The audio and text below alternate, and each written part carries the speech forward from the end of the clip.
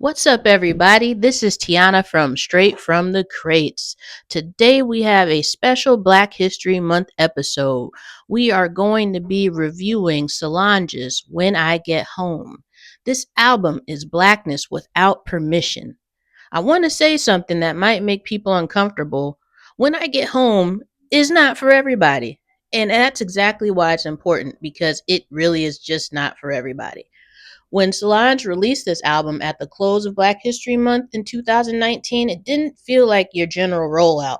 It felt like a statement, not a celebration for outsiders, a declaration for us. This album does not translate blackness like some albums explain black pain, some albums explain black joy. This one does neither. It assumes you already understand, and that's pretty radical because black art is constantly expected to educate, clarify, make white audience comfortable, and provide context. When I Get Home refuses, it does not footnote Houston culture. It does not soften Southern slang. It does not explain black cowboys, candy painted cars, chopped and screwed. It just exists. And existence without apology is powerful. This album is also Afrofuturism without spacesuits. When people hear Afrofuturism, they think outer space. But Afrofuturism isn't about space. It's about freedom from colonial imagination. It's about imagining black people outside of oppressive narratives. And Solange does that by futurizing the South. She turns Houston into mythology. On Almeda, she represents or repeats black faith can't be washed away over and over and over.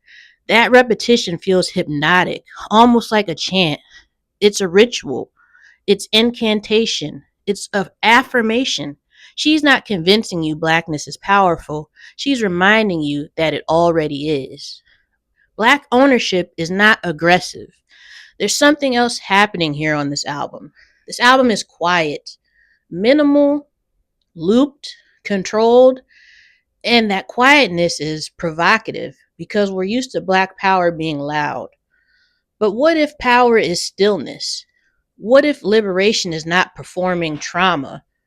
What if black art doesn't have to explain itself to be valuable? That's what this album challenges. So the song Down with the Clique, it's about loyalty to the collective. On down with the clique, she repeats, I'm down with the clique, down with the clique. That's not about popularity, that's about community. Black liberation movements were never individualistic, they were always a collective, a crew, a family, a neighborhood, and a diaspora. This album feels like a private function. If you weren't invited, that's not the artist's problem. And that's just that. Then you have visual language. There's black cowboys and southern icons. The visuals for this era matter just as much as the music. Black cowboys, slow motion horses, wild southern landscapes. That's reclamation because American mythology erased black cowboys, but they were there. Solange doesn't argue that. She just shows you. Afrofuturism sometimes looks like reclaiming the past and projecting it forward. Why this was a Black History moment? It dropped at the close of Black History Month. And instead of nostalgia, it gave us futurism. Instead of trauma, it gave us ownership. Instead of protest, it gave us presence. That's important because Black history isn't just what happened to us, it's what we create next. And this album feels like stepping into the future without asking for permission.